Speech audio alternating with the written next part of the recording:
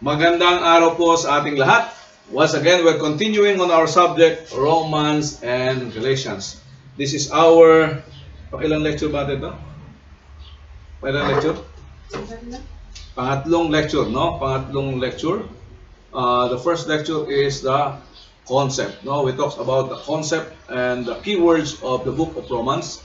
And the second lecture is talks about the introduction and the salutation of Paul and his relationship with the gospel and with the church, with regards to the church of Rome.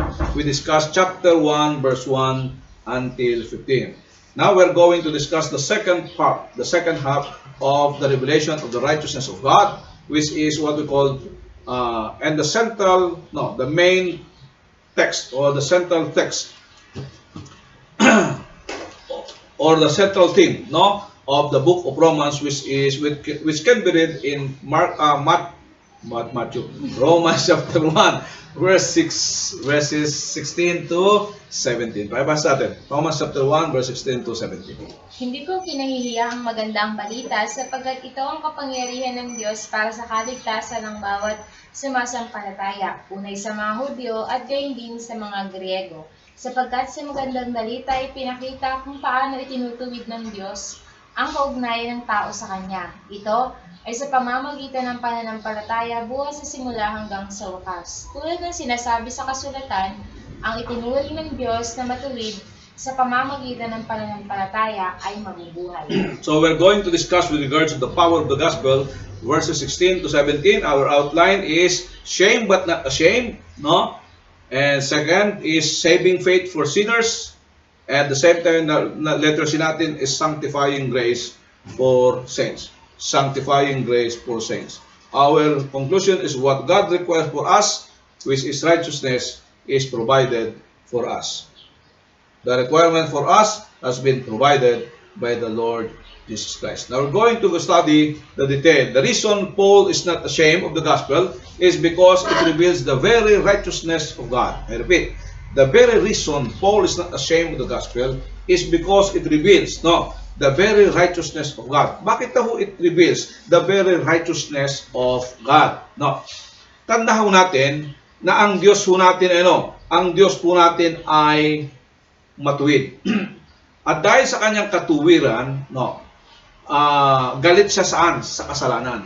And because galit siya sa kasalanan, hindi niya po pwedeng palampasin ang ating mga kasalanan. So doon saan dumalabas dito ang kanyang righteousness. Para tayong may panumbalik muli sa Diyos. Kinakailangan nung may mamatay. Kinakailangan may mamatay para tayo maligtas. Parang ganito ang ating sitwasyon at ang sitwasyon ng Diyos. Mahal niya po tayo. Mahal niya tayo, pero kailangan niyang parusahan ang kasalanan. At pero ayaw niya ho tayo mapahamak, kaya ibinigay niya ang ating Panginoon Kristo para siyang mamatay. Upang sa mamagitan ng ating Panginoon Kristo ay magkaroon tayo ng katuwiran ng Diyos.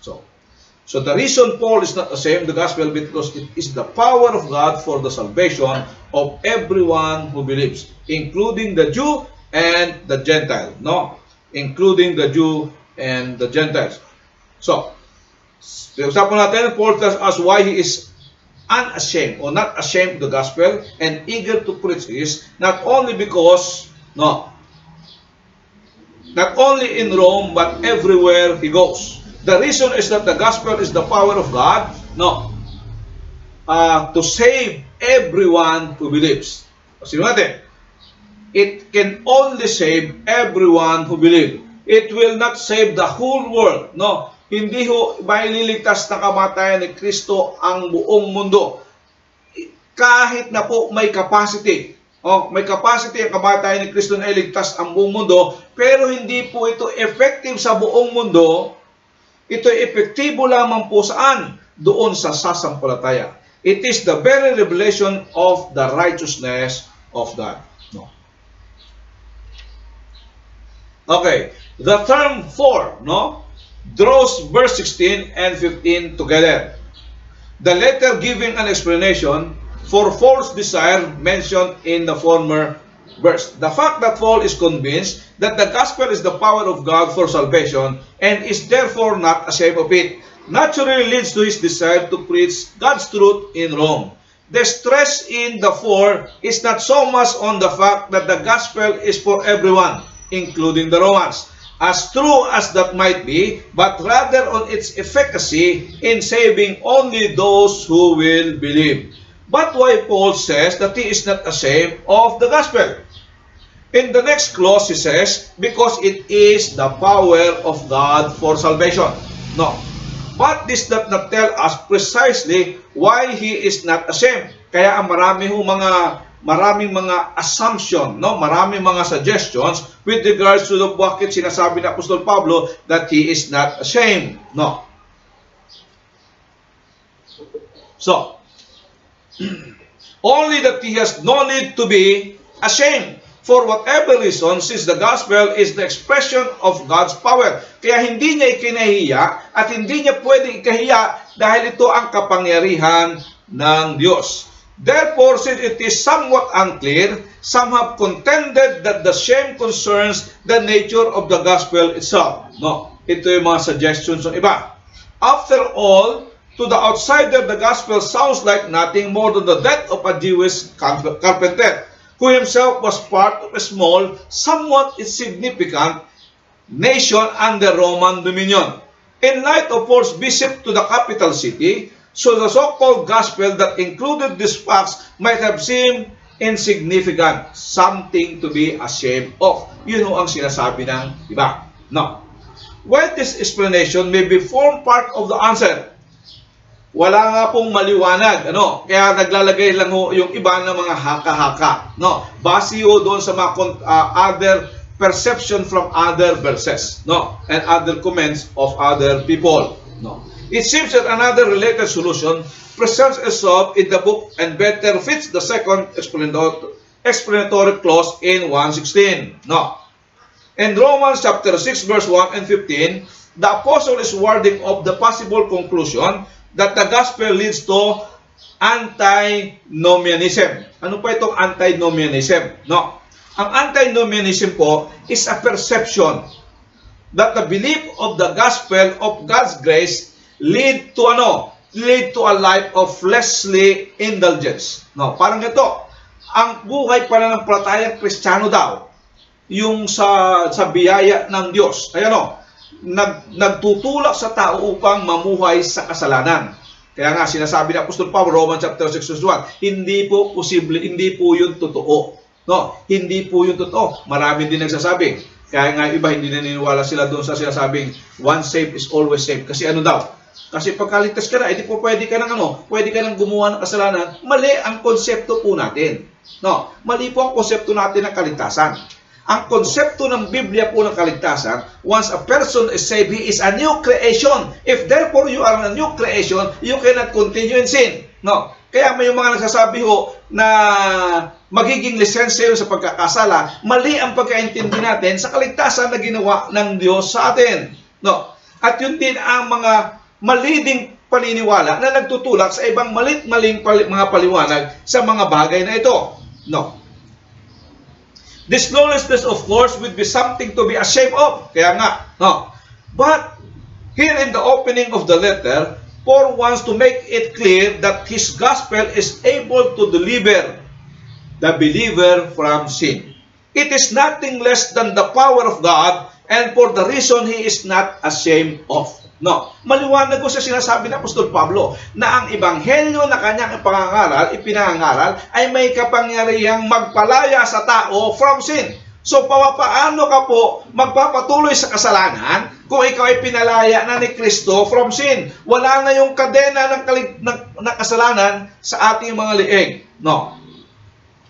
The second use of the term for, no, indicates that Paul is not ashamed of the gospel because it is the power of God for salvation. No. Ano daw po? Kung bakit hindi daw po niya ikinahihiya, maliwanag ko ang sinasabi ng Apostol Pablo. Because it is the power of God.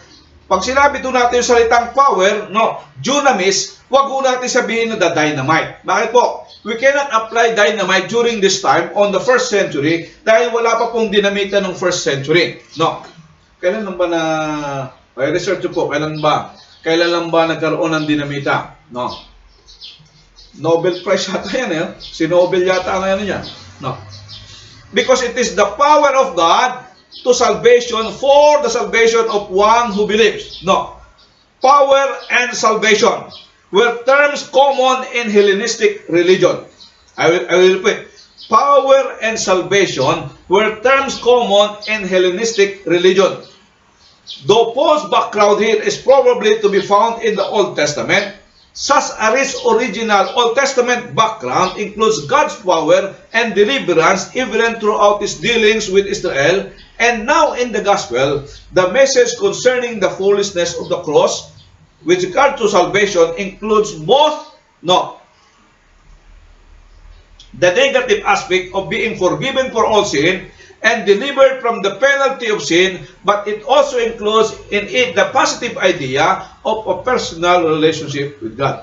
Pag pinag-usapan ng salitang power and salvation, very familiar si Apostol Pablo sa salitang power. No? Dahil ang power ang kaparaanan kung paano nagdidil ang Panginoon sa kanilang kasaysayan. Tandaan natin that before in the Old Testament, Jerusalem is recorded as one of the most powerful nation na nabuhay sa kanilang kinalalagyan. No.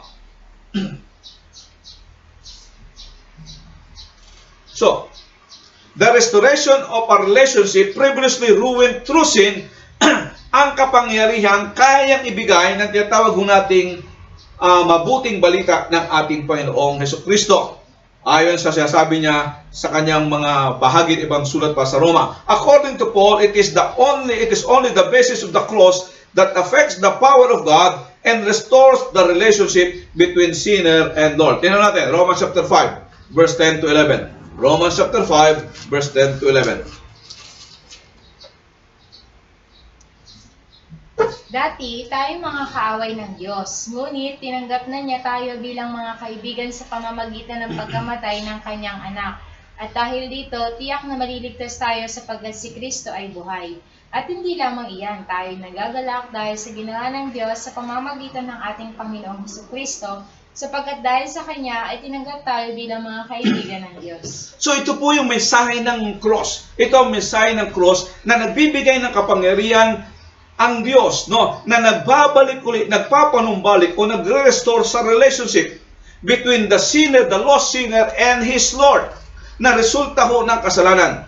But this power leading to a restored relationship with God is not operative in everyone. No, I repeat, that this power leading to a restored relationship with God is not operative to everyone, but only in everyone who believes. Maliwanag ho sinasabi ng Apostol Pablo. No, it is the power of God to everyone who believes. No, may kinakailangan ka pong gawin para magkaroon ng kapangyarihan sa iyo ang sinasabi na mabuting balita ni Apostol Pablo.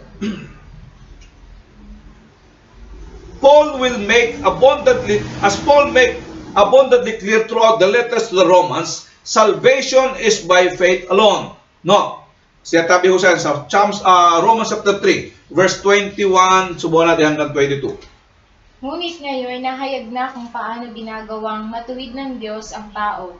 Ito hindi sa pamamagitan ng kautusan, bagamat ang kautusan at ang mga propeta ang mga nagpatotoo tungkol dito.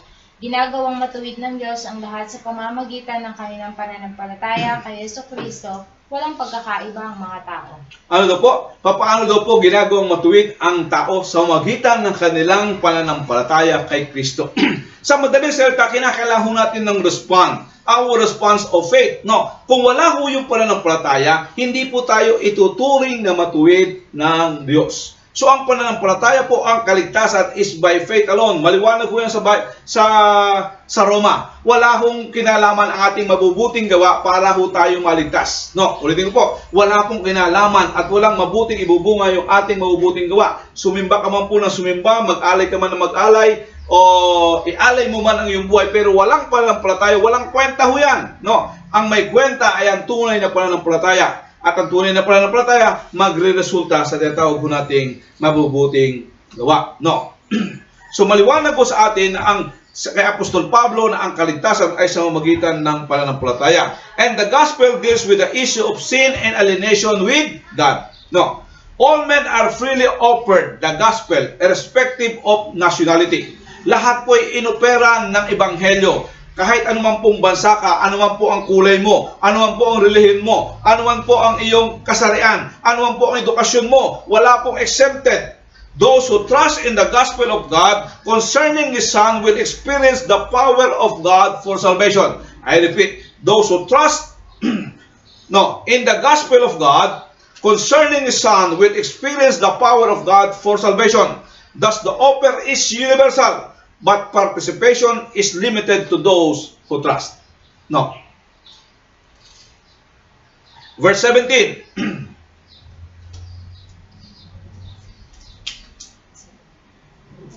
Sapagkat sa magandang balita ay pinapakita kung paano itinutuwid ng Diyos ang kaugnayan ng tao sa Kanya.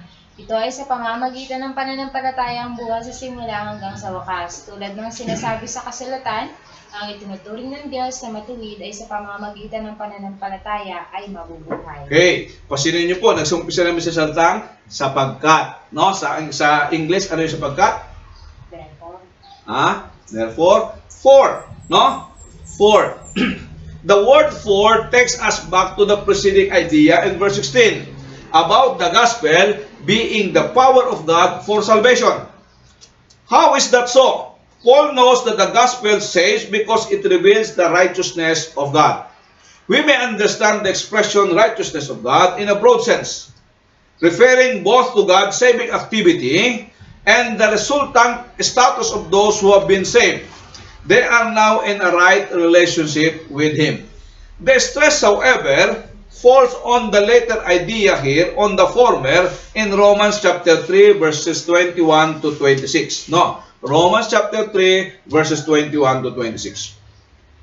ngunit ngayon nahayag na kung paano ginagawang matuwid ng Diyos ang tao, ito hindi sa pamamagitan ng kautusan, bagamat ang kautusan at ang mga propeta ay nagpatotoo tungkol dito. Ginagawang matuwid ng Diyos ang lahat sa pamamagitan ng kanilang pananampalataya kay Jesucristo, walang pagkakaiba ang mga tao, sapagkat ang lahat ay nagkasala at walang sino mang nakaabot sa kaluwalhatian ng Diyos. Ngunit dahil sa kanyang kagandahang loob na walang bayad niyang ibinigay, sila ay tinuring na matuwid sa pamamagitan ni Kristo Jesus na siyang nagpapalaya sa kanila. Siya ang inialay ng Diyos bilang handog upang sa pamamagitan ng kanyang dugo ay mapatawad ang kasalanan ng lahat ng sumasampalataya sa Kanya. Ginawa ito ng Diyos upang patunayang siya'y matuwid, sapagkat noong unang panahon ay nagtimpi siya at pinagtiisan ang mga kasalanang nagawa ng mga tao. Ngunit ngayon ay pinakita ng Diyos na siya'y matuwid at inuturing niyang matuwid ang mga sumasampalataya kay Jesus. Ano daw po pinapakita nito? Sabi ko, ipinakikita nito ang katuwiran ng Diyos. Ang Diyos ay matuwid. At ano po kinakailangan niyang gawin? Kaya nga sabi ho natin, the requirement of God, no? The requirement of God is now given freely to the Lord Jesus Christ. What is the requirement of God? The very state of God is Himself. No, what is the very state of God? Is the righteousness of God. The requirement of God kung bakit po niya ibinigay ang kautusan, pero hindi nito nagawa ang kayang tukulin upang ang tao ay maging matuwid sa harapan ng Diyos. Ang katuwiran sa pamamagitan ang katuwiran sa harapan ng Diyos ay mga kamit lamang sa pamamagitan po ng kapangyarihan ng Ebanghelyo, sa pamamagitan ng ating pananampalataya sa ating Panginoong Jesucristo. So sa madaling salita po, ipinakikita nito ang katuwiran ng Diyos na ibinibigay ng Diyos na libre sa sino mang sumasampalataya sa ating Panginoong Jesucristo. So the word righteousness of God, hindi lang ho tumutukoy sa karakter ng Diyos. No. Kung hindi po maging sa kanyang ginagawa upang ang tao, at ang mga taong sasampalataya ay maligtas galing po sa kanya tawag nating katuwiran ng ating Diyos. The expression from faith to faith has been variously interpreted throughout the history of the church. No. Marami pong iba't ibang mga katuruan with regards to from faith to faith. Paano natin makikita ang katotohanan? We are going to use and apply the principles of hermeneutics. Titingnan ho natin ito sa kanyang konteksto at ang mga pwedeng magamit ho natin dito ay mga cross references. Kung saan ang diniscuss ito ni Apostol Pablo sa ibang bahagi ng kasulatan. At ito hindi ho dapat kumukontra sa ibang bahagi ng Biblia na ating pinag-aaralan. So, the expression from faith to faith has been variously interpreted. First, sabi nila, from faith to faith means from faith of the Old Testament saints to the faith of the New Testament saints. No. Pangalawa, mula daw po sa immature faith papunta sa mature faith. No, yun daw po tinutukoy na from faith to faith. Pakibuksan mo ngayon sa 1:17 para makita natin sa English. Sabi ng iba, from a law-oriented faith to a gospel-oriented faith. Pero nandun po ba sa konteksto? No? Sabi ng iba, from the faith of the preacher to the faith of the hearers. Parang Romans 10:17, no?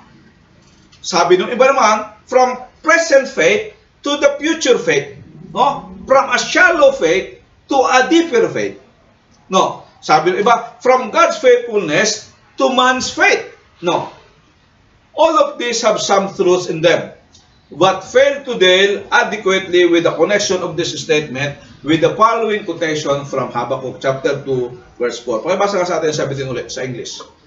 For therein is the righteousness of God revealed from faith to faith, as it is written, the just shall live by faith. So pag-uusapan ho natin, kinakailangan makita ho natin, no? Yung from faith to faith, in connection sa as just it is written, in connection to Habakkuk chapter 2, verse 4. No. In the Old Testament, the point of Habakkuk comment is that it is only by sheer faith that one can ever comprehend the seemingly difficult things of God. No, kung paano gumagawa ang Diyos, and this is probably the sense here in Romans 1:17. There is a parallel in 2 Corinthians 2:16. 2 Corinthians 2:16. Where Paul says, in reference to non-Christian responses to both the gospel and his ministry. Pakisabi. Sa mga napapahamak, ito'y parang alingasaw na nakamamatay, ngunit sa mga naligtas, ito'y halimuyak na nagdudulot ng buhay. Sino ang may sapat na kakayahang gumawa ng mga bagay na ito? Di ko hawig yung pagkasabi ni Apostol Pablo? No. From death unto death. Ibig sabihin, hindi kaya mahilig si Apostol Pablo sa laro ng mga salita, no? His comment is intended to be a rhetorical where death unto death means death. No.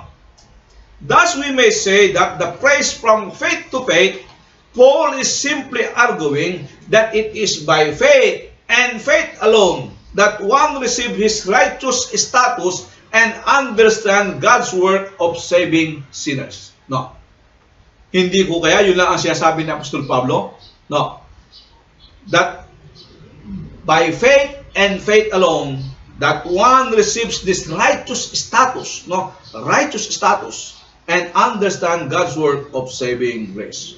Paul argues that this doctrine of righteousness of God by faith is anticipated in the Old Testament, just as the quotation in Habakkuk chapter 2 verse 4. No, ito ho'y suporta doon sa kanyang konsepto, no, that the righteousness of God can be attained by faith. There are several complexities involved in understanding the precise meaning of Paul's citation of Habakkuk chapter 2 verse 4. But its immediate function is to substantiate the claim that the gospel is appropriated only by faith, that righteousness of God can only be received by faith. It is enough to say that by faith is probably to be taken by the righteous rather than will live as we have translated it. No. Thus, the point Paul is making is that the person who is righteous by faith will live by faith. No. Paul uses this text in a way somewhat different than it is understood in the Old Testament, and the reader is urged to compare the two. Nonetheless, the meaning of the text in Habakkuk chapter 2 verse 4 and that in Romans 1:17 are in the end not that desperate. The point is both cases is that sheer faith is the key to grasping God's work in any situation. No. Kaya nga maging maliwanag dapat sa atin that righteousness of God, which is the requirement of the Old Testament, can only be achieved and received by faith. Mayroon ho ba tayong ginawa kaya mayroon ka bang ginawa kaya itinuring ka ng Diyos na banal? Wala. No. Idinagdag ng Diyos ang kabanalan sa atin dahil sa ating Panginoong Hesus Kristo. The point is, both cases is that sheer faith is the key to grasping God's work of salvation. Whether it involves a ruthless invading army of Christ atoning or an atoning work on the cross. To conclude, we may also point out that many scholars have also suggested that the citation of Habakkuk stands as a little title or outline for the book. No. Pero hindi masyado natin concern yon. No, hindi natin masyadong concern. Ang mahalaga po maunawa natin na ang paksa ng tinatawag ho nating pinag-aaral nating Roma is what? The righteousness of God can be attained by faith, and the righteous shall live by faith. And the gospel is the power of God for salvation. And its effect, it is only effective for those who believe. Now let's continue to another section. The third section of Romans chapter 1 is in verse 18 to 32. Verses 18 to 32. It is part of the larger section of material in 1:18 hanggang chapter 3. No, the function of this material is to indicate to us to confirm that faith alone is the only means of attaining the righteousness offered in the gospel in chapter 1 verse 17. No, chapter 1 verse 17. Siguro basahin lang muna natin ang verses 19 to 20. Verse 19 to 20. Sapagkat ang maaaring 18 to 20 pala, sorry. nahayag mula sa langit ang puot ng Diyos laban sa lahat ng kalapastanganan at kasamaan ng mga taong dahil sa kanilang kasamaan ay hinahadlangan ang katotohanan. Sapagkat ang maaaring malaman tungkol sa Diyos ay maliwanag, dahil iyon ay pinahahayag sa kanila ng Diyos. Mula pa nang likhain ng Diyos ang sanlibutan, ang kanyang likas na hindi nakikita, ang kanyang kapangyarihang walang hanggan at ang kanyang pagka-Diyos ay maliwanag na inihahayag ng kanyang mga ginawa, kaya't wala na silang maidadahilan pa. Alam niyo po ba ang portion na to ng Romans chapter 1 ay binigyan ho ng title ng ibang commentary na Sinners in the Hand of an Angry God. No. Kinopya ho nila yung isang title ng isang great sermon na ginamit na tumulong ho sa revival sa Amerika. Natawag natin the first great American awakening. No, sinners in the hand of an angry God. So let's get do what we call the outline. No, verses 18 to 20 is the wrath of God is directed towards sinners, towards sin, and verse 18. And it is an inescapable wrath in verse 19 to 20. No? Because ang ebidensya ng Diyos is within them and the evidence of God is surrounding them. No. Verse 21 to 24 is the reason of God's judgment until 32 yan. No? 21, 24, and 28 to 32 is because of the ignorance of the people, verse 20, the ingratitude of the people, verse 21, the insolence of the people, the verse 22, the idolatry of the people, verse 24, 24 to 27, the immorality of the people, and 28 to 32 is the incorrigibility, no, incorrigibility of the people, no. So then the judgment in verse 24, 26 to 28, God gave them over to their sin. Ang paulit-ulit po na sinasabi ng salita ng Diyos. Now let's continue with our discussion. Verse 18 to verse 32. No, verse 20 muna. With the introductory word for Paul tightly connects verse 18 to 32 and 117. No, the section 118 will demonstrate the truth of 117. No, the section of 118 hanggang chapter 3 will demonstrate the truth of 117. Ano ba yung the truth of 117? That the righteous shall live by faith. Ibig sabihin po, pag wala kang pananampalataya, you cannot live righteously. No, namely that all men need the righteousness of God, and they can only obtain it through faith alone. No, ano siya sabi sa verse 18? The wrath of God. No, the wrath of God refers not some on hindi ho sa naiirita ang Diyos, no? But His settled hatred for sin. Isa pong bagay ang maliwanag. Galit ang Diyos sa kasalanan. No. It is continually revealed in His giving people over to the sinful fully. History itself testifies to this process. No. There is reason, however, to necessarily assume that the giving over is permanent. No. There is ample biblical evidence also to suggest that oftentimes the goal of God's wrath is therapeutic. In other words, God gives people over so that they will experience the ruin of their sin and call out to Him for salvation. Halimbawa, kaya nga iba nagtatanong ng anong klaseng tanong. Halimbawa yung tanong nila, kung hindi ho ba nagkasala si Adan? Hindi, nagkasala na nga si Adan, di ba? Pinahintulutan ng Diyos, o iba, bakit pinahintulutan ng Diyos si Adan na magkasala? No? Ganito siya sabi natin. Kung bakit sila pinahintulutan, ay upang dumating sila sa punto ng pangangailangan ng kaligtasan. Kasi maraming tao, unless they see, makita nila ang kanilang kasalanan, hindi sila nangangailangan ng tagapagligtas. Parang isang babae na lumapit sa pastor, sabi niya, Pastor, panalangin mo naman po ako para ako'y maligtas. No. So nanalangin sila. Sabi ng pastor, Panginoon, o sumunod ka sa panalangin, sabi niya, Panginoon, patawarin niyo po ako dahil ako'y isang makasalanan. Kinulubito siya ng babae, sabi niya, Pastor, wala po akong kasalanan. No. Sabi ng pastor, kung gayon, hindi mo kailangan ng tagapagligtas. Sino ba nangangailangan ng tagapagligtas? Yun lang may kasalanan. No. Yun lamang may kasalanan ang nangangailangan ng tagapagligtas. Kapag minsan nga po, yun yung pinakamatitinding may kasalanan ang nangangailangan ng tagapagligtas. No. Marami yung kaming kanasan at mga nakitang patutuo niyan sa Bilibid, na kung saan maraming mga quote-unquote, masasama sa lipunan ang binago ng Diyos. No. God's wrath is directed to all ungodliness and unrighteousness of the people. That is their sinful transgression against God and their corrupted behavior exhibited within human relationship. In short, all of human life is polluted with sin. No, all of human life is polluted with sin. Hindi ho natin problema yung pollution sa environment. Resulta pa rin ho yan ng ating pollution ng kasalanan. No. Further, people suppress or hinder the truth by their unrighteousness. No. Here, unrighteousness is not so much a general reference to the way in which they suppress the truth, but a reference to the sinful acts themselves, which are used to hold the truth from one side. Nothing could be more futile than to think that we can extinguish or destroy the truth through the means of sin. In the end, all we end up doing is confirming the truth. No.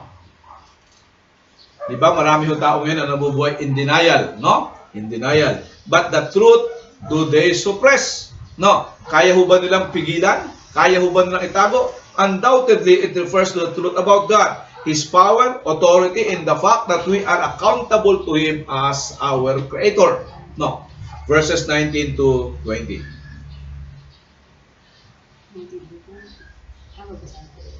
Sapagkat ang maaaring malaman tungkol sa Diyos ay maliwanag, dahil iyon ay pinapahayag sa kanila ng Diyos. Mula pa ng likhain ng Diyos ang sanlibutan, ang kanyang likas na hindi nakikita, ang kanyang kapangyarihang walang hanggan, at ang kanyang pagka-Diyos ay maliwanag na inihahayag ng kanyang mga ginawa. Kaya't wala silang idadahilan pa. Saan nag-uumpisa ang verse? Sapagkat. Sapagkat. Ano English sa sapagkat? Ayun na po, dahil na siguro.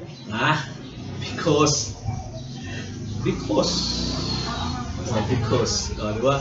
The word because should be understood as explaining why God's wrath is leveled against all the ungodliness of men who suppress the truth by unrighteous act. It is because that we can be known about that what can be known about God has been plainly revealed to them so that they are without excuse. Paano ba ni-reveal ng Diyos ang tungkol sa kanyang sarili, ang kanyang kapangyarihan? Through Jesus Christ. Sa lahat ng tao. Sa lahat ng tao. Paano ipinakita ng Diyos, ipinakilala ng Diyos ang kanyang sarili?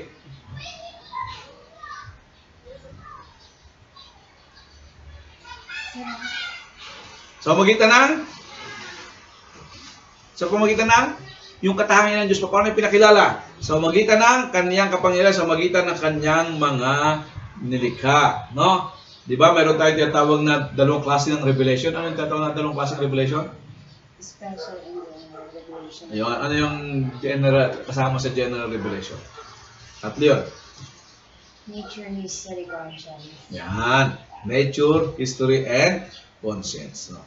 In other words, God has created man and placed him within creation for that for man to deny his existence is power and divine nature is to commit a crime worthy of punishment. Bakit? Isipin mo, nilikha ka ng Diyos, inilagay ka sa nilikha ng Diyos, pagkatapos sasabihin mo walang Diyos. No. Ang sabi ng Apostol Pablo, it is a crime, no, worthy of punishment, baging ang kamatayan. No. Kaya nga sabi ng Apostol Pablo sa verse 32 ng Romans chapter 1, nalalaman nila ang utos ng Diyos na karapat-dapat sa parusahang kamatayan ang mga gumagawa nito. Gayunman, hindi lamang patuloy sila sa paggawa nito, kundi sumasang-ayon pa sila sa mga gumagawa rin ng mga ano po? Ang punishment ng Diyos is just kasi alam nila ang parusa ng Diyos. Pero nagpapatuloy pa rin sila sa kasalanan. Alam nila ang warning ng Diyos pero hindi nila pinapansin ang warning ng Diyos kung hindi tinuturuan pa ang iba. No? Because of such denial requires the endless suppressions of mountain of evidences to the contrary. No? Kaya nga sinasabi sa Psalms 19 verse 1. Ano sinasabi doon? Memorize ba? Psalms 19 verse 1. The heavens declare the glory of God in the firmament. Ulit. The heavens declare the glory of God, and the firmament of heaven declares His handiwork. Okay. No? Di ba? Makikita mo daw sa lahat. Ang ebidensya ng kapangyarihan ng Diyos. Maging sa atin, no? Ang tao ay hindi pare-pareho. Grabe ang karunungan ng Diyos. No? Such people must be living with a profound and irrational deception to attempt to make this great exchange that is to deny the existence of God. No, to deny the existence of God. The praise what can be known about God is literally the knowledge of God. It is obvious from the whole tenor of the passage that the knowledge here is personal. No, but not saving knowledge of God. It is probably the knowledge of God has been implanted on us. Sino po sinasabi ng Biblia? No, lahat daw po ng tao ay mayroong knowledge of God. Pero yung knowledge po ng Diyos, natin po sa Diyos is not, hindi po makapagliligtas. No, it is probably that the knowledge of God has been implanted to us, connected to the image of God. Yun tinatawag nating conscience, no? Conscience, which is part or brought to memory to the evidence of creation. Once again, the suppression of this knowledge invites the wrath of God, for it leaves man without excuse. No. Verses 21 to 23 is the basis of God's wrath. Kahit nakilalan nila ang Diyos, sila hindi nila pinarangalan bilang Diyos, ni pinasalamatan man. Sa halip nagkakahaka sila ng mga bagay na walang kabuluhan, kaya't nagdilim ang hangal nilang pag-iisip. Sila'y nagmamarunong, ngunit lumitaw na sila'y mga hangal. Tinalikuran nila ang kaluwalhatian ng Diyos na walang kamatayan, at ang sinamba nila ay ang mga larawan ng mga taong may kamatayan, ng mga ibon, ng mga hayop na lumalakad, at ng mga hayop na lumagapang. The basis for God's wrath against the Gentiles is that although they knew God, sabi natin, mayroon silang idea tungkol sa Diyos dahil nung nilikha sila ng Diyos, naglagay ang Diyos ng isang konsepto, isang bahagi ng kanilang pagkatao na magsasabing mayroon Diyos. Pangalawa, ito rin yung nilikha, yung pinaglagyan sa atin ang magpapakita ng mayroon ng tunay na Diyos. Pero they suppress that kind of idea, and they do not want to believe that kind of idea, kahit na ang lahat ng tao ay mayroon sense na naghahanap siya ng tinatawag nating Diyos. No.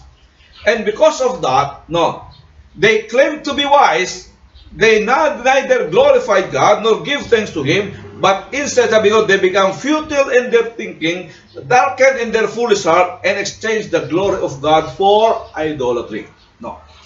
Verses 21 to 23 begins with 4 and give an explanation as to why men are without excuse. Wala daw po tayong excuse sa parusa ng Diyos. Even though people knew God in terms of His existence, power, and divine nature, they did not acknowledge Him, nor did they give thanks to Him or for Him. Rather, having suppressed the knowledge of God, they have become futile in their thoughts. The term futile is connected to idolatry in the Greek Old Testament.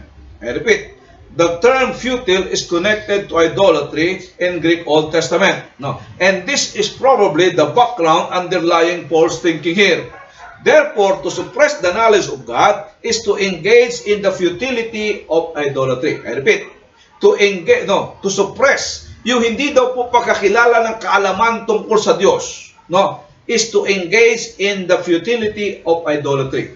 Sa madaling salita, pag hindi mo daw kinikilala ang tunay na Diyos, you are now, you are dealing now with idolatry.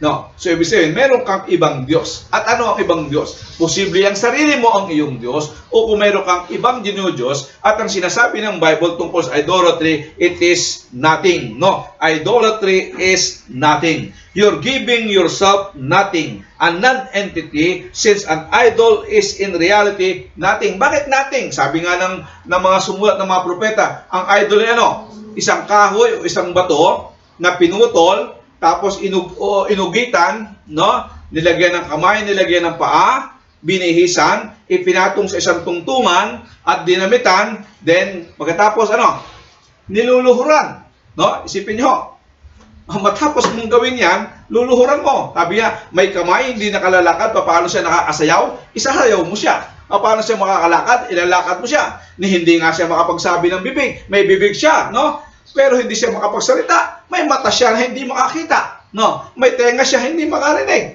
No? Kaya nga, idolatry is nothing. The extent of their futility is clearly evident in that they exchange God Himself for images of reptiles, or for footed animals, birds, and even human beings. No? Ito siguro po ang dahilan kung bakit po ang ating Panginoon Kristo walang naiwang larawan. No?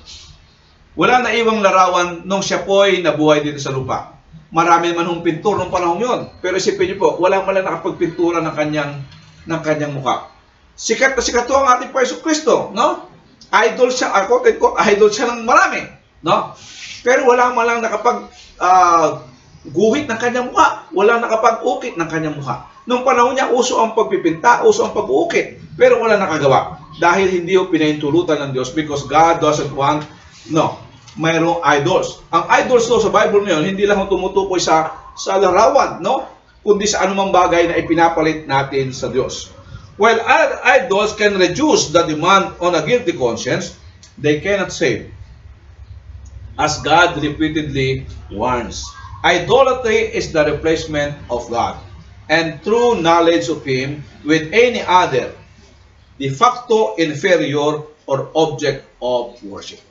Any kind of object of worship is idolatry na pinapalit natin sa Diyos. Pagka minsan na maging trabaho natin becomes idolatry kung ito po ay mas importante kaysa sa Diyos.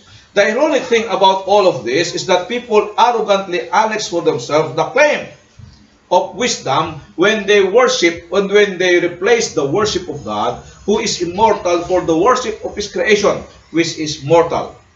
In reality, they have become fools, lovers who will not stay at home, worshippers of something less than even themselves. It is any wonder that Paul referred to their hearts as senseless, senseless, and darkened. And Isaiah called them deluded. Tingnan siya sabi ng Isaiah. Isaiah 44:20. Isaiah 44:20.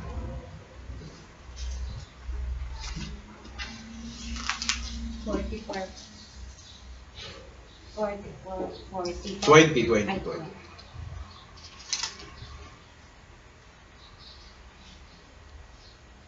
Ang mga gumagawa nito ay parang kumakain ng abo.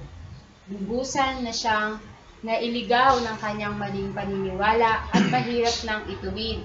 At hindi na siya papayag na ang ribultong hawak niya ay hindi mga Diyos. Ano po? Ang gumagawa daw po ng mga ito, ano sabi dyan? Ulitin mo nga.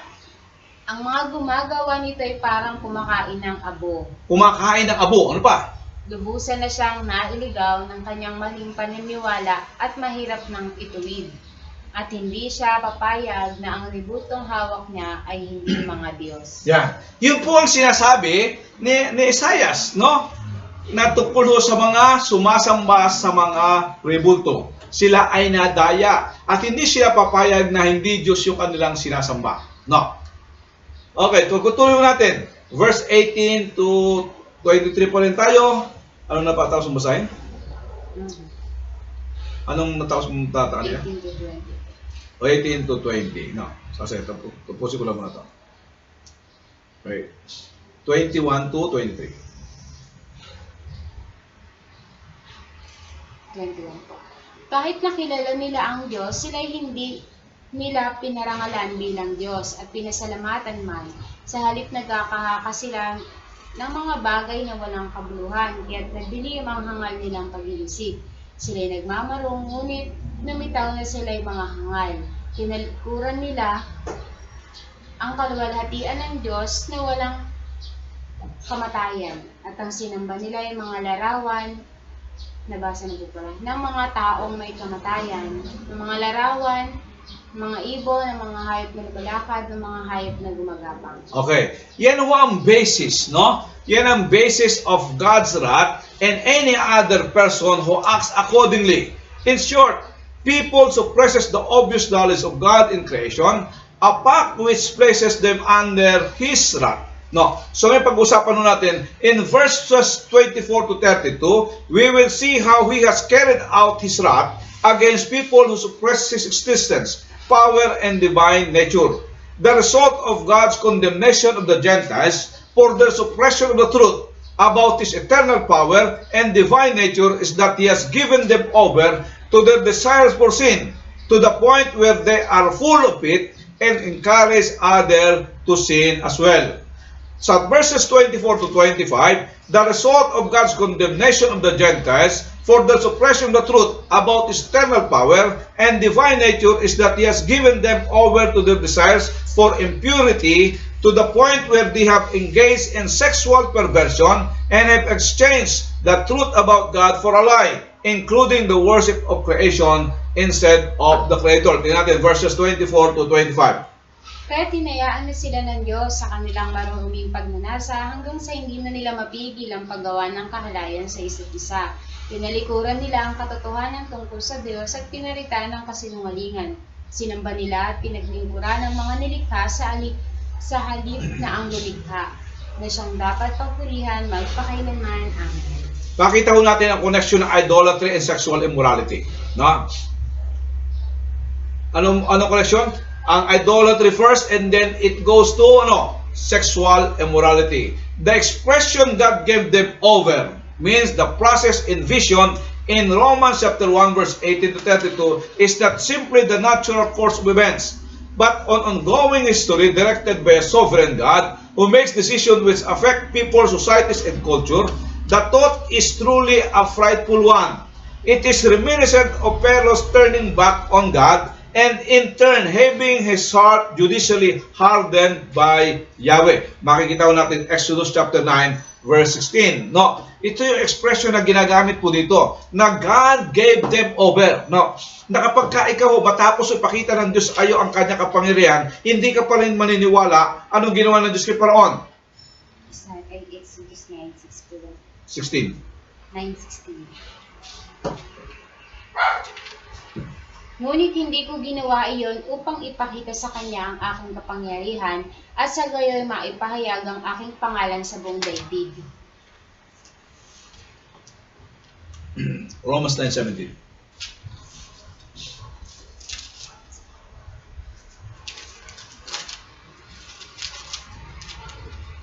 Sapagkat ayon sa kasulatan ay sinabi niya sa hari ng Ehipto, Ginawa kitang hari upang sa pamamagitan mo ay maipakita ko ang aking kapangyarihan at maipahayag ang aking pangalan sa buong daigdig. Yan. Makita po natin ang kapangyarihan pinakita ng Diyos ay ito. No. Nangyari po yun dahil sa katigasan ng ulo ni Faraon. Pero ginamit pa rin ng Diyos para ipahayag ang kanyang kapangyarihan. Dito sa talatang binabasa ho natin, wala ho tayong makikita na binanggit tungkol po sa apoy at sa mga sulfur, no? There is a process underway that is not altogether distinct from hell. If people really want their sinful lifestyle, then the awesome reality is God will give them over. I repeat, kung gusto daw po ng tao yung maruming pamumuhay, makasalanang pamumuhay, ito po ang nakakatakot na realidad. Darating ang panahon na pahihintulutan ka ng Diyos sa gusto mo. Ayon po kay C.S. Lewis, meron daw po dalawang klaseng tao ang nabubuhay sa mundo. Tingnan natin kung ano pa po dito. Isa po ang nagsasabi sa Diyos, ang kalooban mo ay masunod. Ang pangalawang klaseng tao ay sinasabihan ng Diyos, ang kalooban mo ang masunod. Saan ka po kaya dito? Ikaw po ba ang nagsasabi sa Diyos na ang kalooban mo ang masunod? O ikaw yung sinasabihan ng Diyos, sige, gawin mo ang kalooban mo. No. Sana po, hindi po tayo sa pangalawa. Sana po doon tayo sa una, na ang lagi nating sinasabi sa Panginoon, thy will be done, not my will, but yours be done. No. Nasa atin po kasi ang pagpili, no? Nasa atin ang pagpili. The point is that although Paul is not talking about hell here, and indeed there is still hope for these people, there is nonetheless a continuum between their present existence and their future flight. If a person really wants God out of their thoughts, as the people most definitely do, love has decided to provide a place in the end where they can choose to go and never have to think about Him again. There comes a time in the divine mind when people who reveal in the sinful desires of their heart are to be handed over to the desire for impurity, in particular to the dishonoring of their bodies with one another. One should not miss that ideological connection between the Gentiles' idolatry and sexual sin. No, a connection which was commonly made in Judaism of first day. Naalala niyo po ba nung sinabi ng ating Paiso Kristo sa Matthew chapter 16? Ano sinabi ng ating Paiso Kristo sa Matthew chapter 16 verse 18? Matthew 16. Thou art Peter? Upon this rock. Sabi niya, upon this rock I will build my church. Anong connection dito? Sinabi ko ng ating Paiso Kristo yan sa isang lugar, no? Na kung saan pumunta pa ako sila doon. Noong time mong yun ay maraming templo doon. No? At ang kaparaanan ng pagsamba ay through sexual perversion. No? Bakit natin sinabing sexual perversion? Meron hudong taong kambing, no? Na kanilang sinasamba through sexual perversion. No? At marami hudong mga prostitute, no? Hindi lang ho male to female, but ang sabi ko doon, ang mga prostitute na nandun ay mga, yun ang tinutukoy dito, no? Homosexual prostitute. No. Ito pong maliwanag sa sabi ng Apostol Pablo. Idolatry will lead to sexual sin. Sa Wisdom of Solomon in chapter 14, verses 12 to 14, ganito po ang ating mababasa. For the idea of making idol was the beginning of fornication. I repeat, the idea of making idols was the beginning of fornication. And the invention of them was the corruption of life. For they did not exist from the beginning, nor will they last forever. For through human vanity they entered the world, and therefore their speedy end has been planned. Though there is no explicit grammatical tie between verse 24 and 25, verse 25 makes it clear that sexual perversion is closely linked with idolatry. People have exchanged the truth about God's existence and the glory for the lie, and that He neither exists nor merits worship. Indeed, the irony of the whole thing is that they give religious worship and service to this lie when they give themselves to idolatry, the worship of the creation rather than the Creator. For idolatry is not just the worship of useless idol. It is the express proclamation that the biblical God does not exist. I repeat, hindi lamang po ang idolatry ay tumutukoy saan? Sa pagsamba sa mga Diyos-Diyosan. Ito din po ay ang expression o kapahayagan o proklamasyon na ang Diyos ng Biblia ay hindi totoo. No, ulitin ko po, maliwanag ko yan sa sinasabi ni Apostol Pablo. Pag sinabi mo pong ang Diyos ng Biblia ay hindi totoo, that is already an idolatry. Such a thought is so abhorrent to Paul that he find it necessary to invoke a blessing on God. Sabi niya, God is forever blessed. The result of God's condemnation of the Gentiles for their sexual perversity and idolatry was to give them over to further sexual immorality, including homosexuality. So nakita ko natin yung yung furtherance of sin, no? Idolatry will leads to sexual immorality, and sexual immorality leads to homosexuality. Malapit na po tayong matapos. Verses 26 to 27.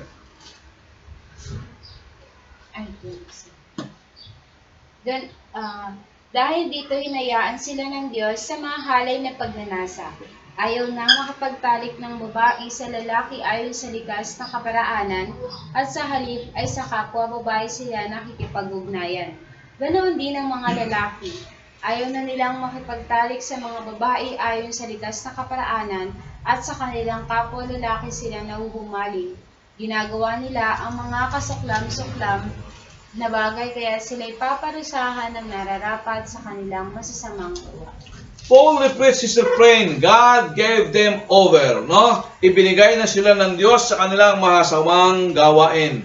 God gave them over to go against the created order and design. What is the created order? Man, was made for a woman, no?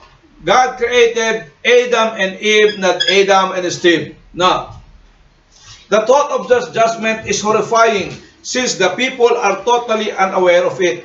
And again, there is the centrality of the sexual sin, though this time is homosexuality, which was rampant and honored in Greco-Roman culture. I repeat, the homosexuality is rampant and honored in Greco-Roman culture. Is particularly singled out. Their women exchanged natural sexual relation for unnatural ones, and likewise the men. No. The concept of exchanging links verse 26 with verse 25 and verse 23, where the same idea is found.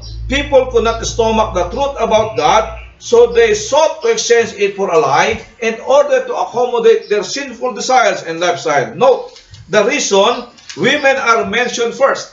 Now, bakit kaya? Dapat, di ba, sa order karaniwan, inuunang sabihin ang lalaki, pero dito, si Pablo binanggit unang babae. Kasi ang una nagkasala, sino ba unang nagkasala daw? Si Eva daw kasi ang unang nagkasala. Kaya unang binanggit dito ni Apostol Pablo ay sino? Si babae, no? Ano lang ho natin yan? Joke, no? Pero posibleng may katotohanan sa kaisipan ni Apostol Pablo. Joke lang, joke of the day.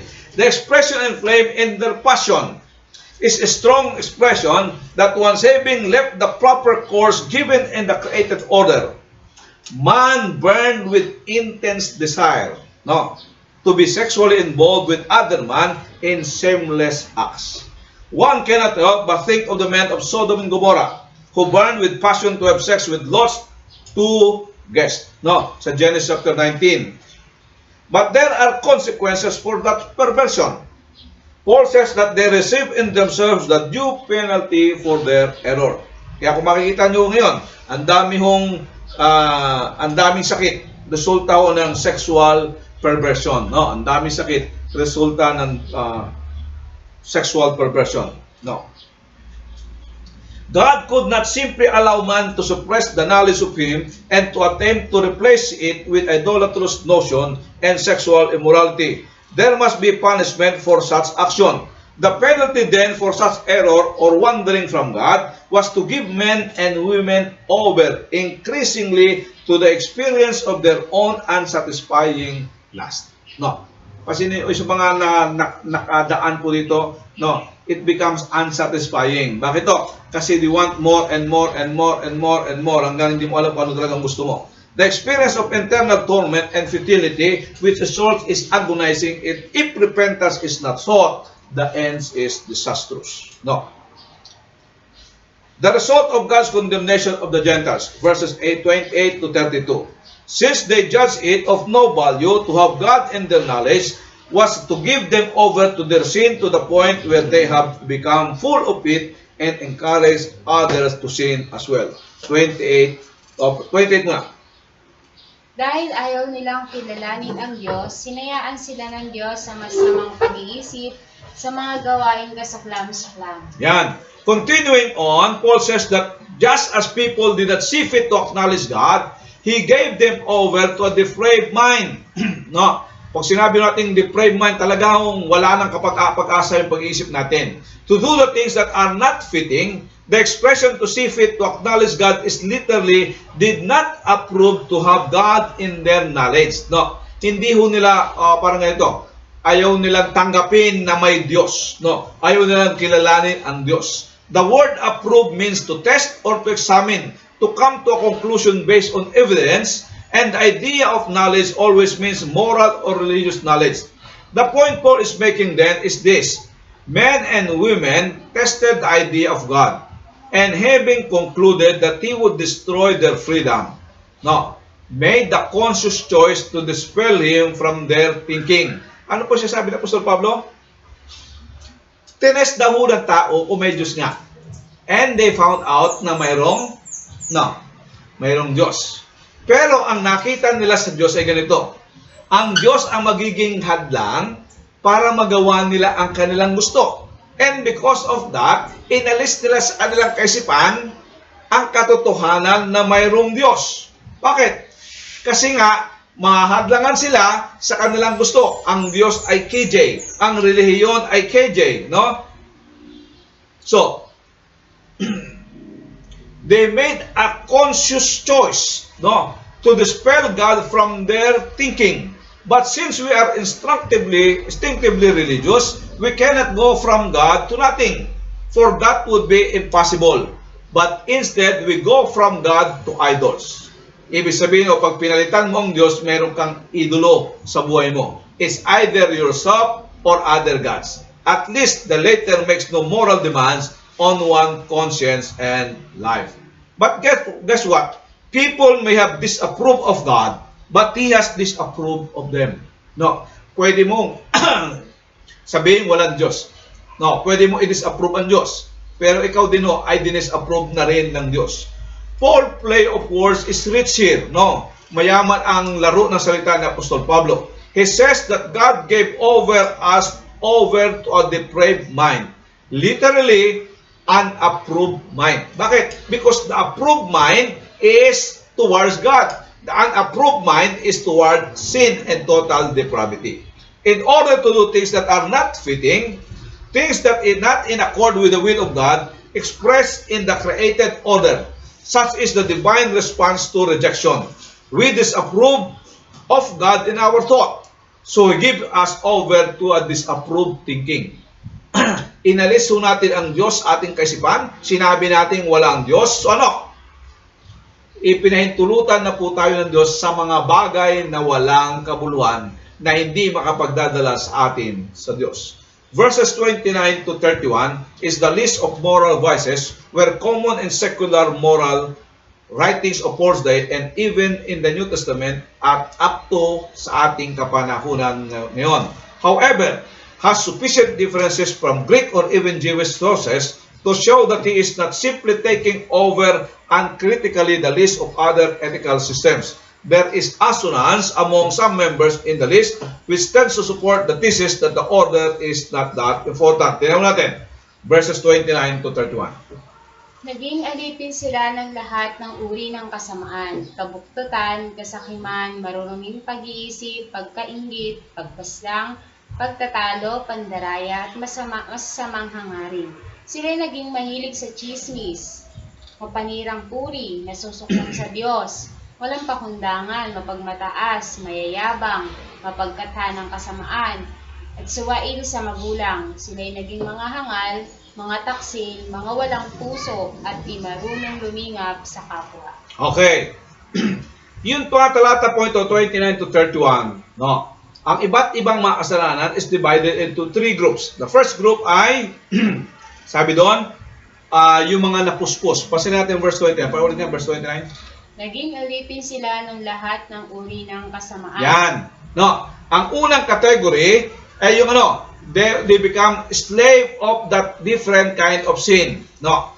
Ang sabi sa ibang sentence, ibang translation, they are filled, no? They were filled with all kinds of unrighteousness. No? So, ibig sabihin,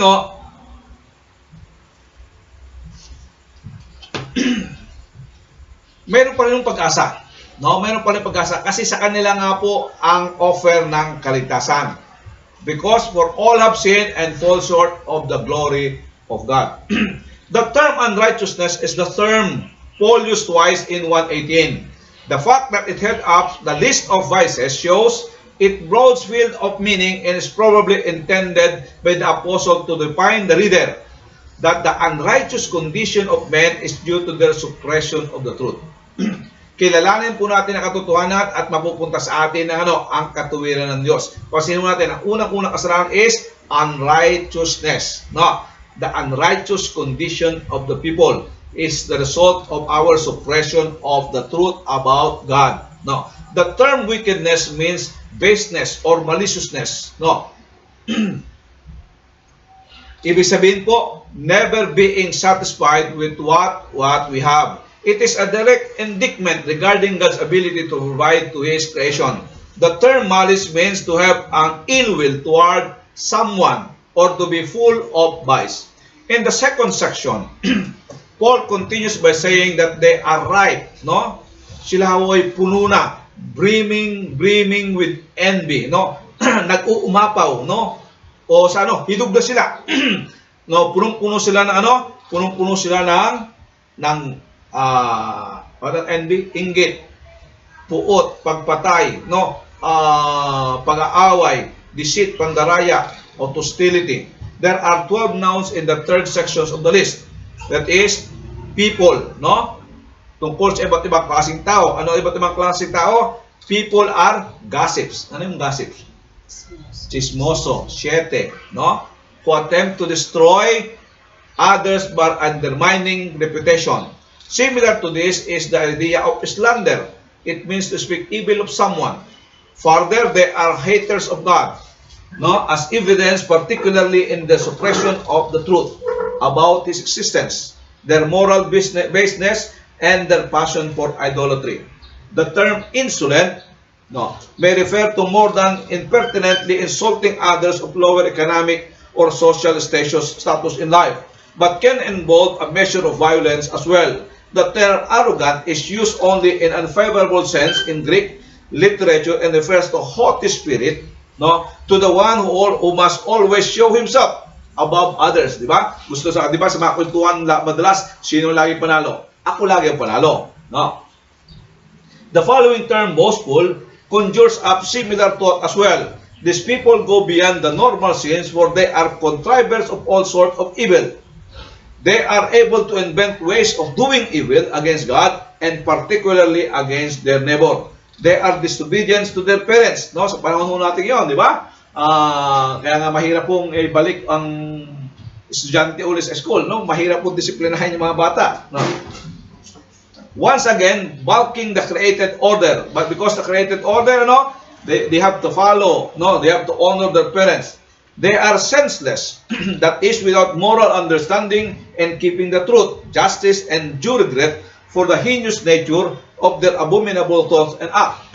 The Greek term for covenant breakers is used in the Greek Old Testament of those who are treacherous with regards to God's covenant. That is, they are unfaithful to Him and to His covenant people. Further, verse 30. They are heartless, having no natural affections for others even within their own family. Kaya nga sinasabi ng Apostol Pablo na dapat we have to love our family. They are ruthless, completely devoid of any mercy. At our conclusion, Apostle Paul concluded in verse 32. Pakibasa sa atin ang verse 32. Nalalaman nila ang utos ng Diyos na karapat-dapat sa parusang kamatayan ang mga gumagawa nito. Gayunman, hindi lamang patuloy sila sa paggawa nito, kundi sumasang-ayon pa sila sa mga gumagawa rin ng mga ito. Ano ang dalawang salita sa conclusion ni Apostol Pablo na nagsasabi na sila ay karapat-dapat doon sa hatol ng Diyos? Sila po yung patuloy na gumagawa, tas sumasang-ayon pa sila doon sa gumagawa. Okay, dalawang bagay sinabi dyan.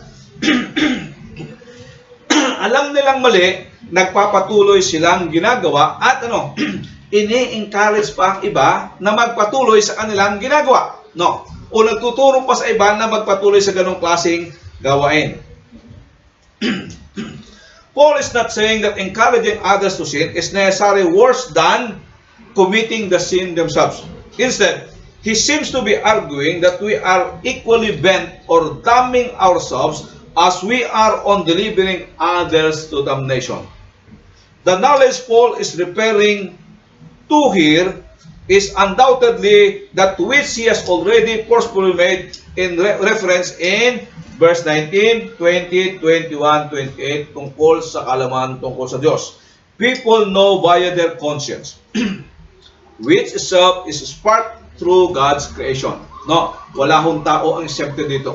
Lahat ng tao ay nilagyan ng Diyos ng konsensya. Ito dapat ang ating kompas upang malaman natin ang masunod natin ang kagustuhan ng Diyos. But such sinful behavior will result in ultimate punishment kasi hindi nila sinusunod ang ibinigay na karunungan sa kanila ng Diyos. But Paul says, even though they know this firm decision of God, His immutable decree to punish sin, they continue it nonetheless. The knowledge of this decree is not through the Mosaic law. No, yung tungkol sa batas ng Diyos, hindi lang yan nasa batas ni Moses. Nasaan din batas yan? Yung batas ng Diyos? Maliban sa batas ni Moses, nasaan ang batas ng Diyos? Nasaan nakasulat? Yun nga yung batas ni Moses. Maliban sa batas ni Moses, nasaan nakasulat ang batas ng Diyos? Ha?